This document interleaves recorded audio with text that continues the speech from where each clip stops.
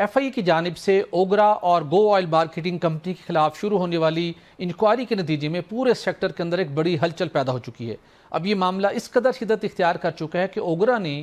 Oil marketing کمپنیوں کو price differential کلیم کی مد میں 70 ارب روپے کی ادائیگیاں روک دی ہیں۔ یہ پرائز ڈفرینشل کلیم وہ معاملہ ہے جب مارچ میں پیٹرولیم مصنوعات کی قیمتیں بہت تیزی کے ساتھ آگے بڑھیں، حکومت نے کچھ دنوں کے لیے پیٹرول اور ڈیزل مہنگا نہیں کیا، جس کے نتیجے میں آئل مارکیٹنگ کمپنیوں کو حکومت نے، آپ اس کو سبسڈی کہہ لیجئے یا P D C price differential claim دیجیے، چونکہ کمپنیوں نے قیمت نہیں بڑھائی تھی، حکومت نے وہ بوجھ اپنے ذمہ لیا تھا، صارفین پر منتقل نہیں کیا تھا، تو وہ حکومت نے 120 ارب روپے اوگرا کے ذریعے سے ان او ایم سیز کو جاری کرنے کا سلسلہ شروع کیا۔ اوگرا نے پیٹرولیم ڈویژن کی ہدایت کے اوپر یہ سلسلہ انیشلی شروع کیا۔ 120 ارب روپے کا ٹوٹل کلیم تھا، جس میں سے تقریباً 50 ارب روپے سے زائد کی رقم اوگرا جاری کر چکا۔ لیکن پھر جب ایف آئی اے حرکت میں آئی، جو بنیادی طور کے اوپر ہولڈنگز پیٹرولیم مصنوعات کا اسٹاک کے حوالے سے اور دیگر امور کا اس نے تحقیقات کا سلسلہ شروع کیا، تب اوگرا افسران پریشان ہیں۔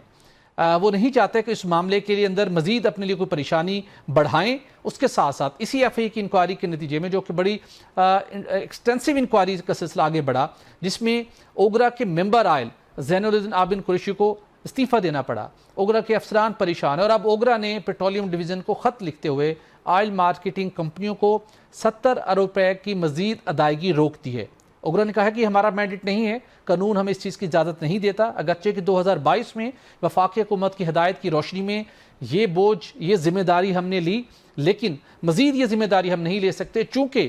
ایف آئی اے نے ایک بہت بڑا پوائنٹ ریز کیا ہے۔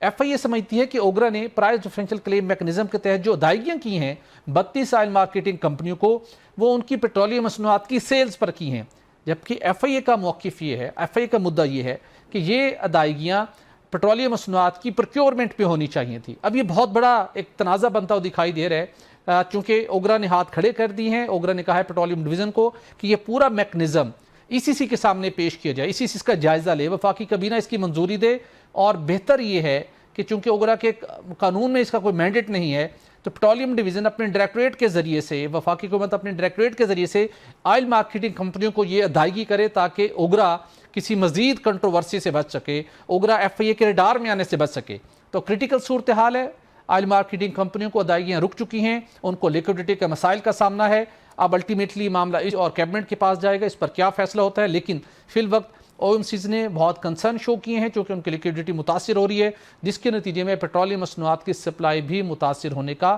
خدشہ پیدا ہو چکا ہے۔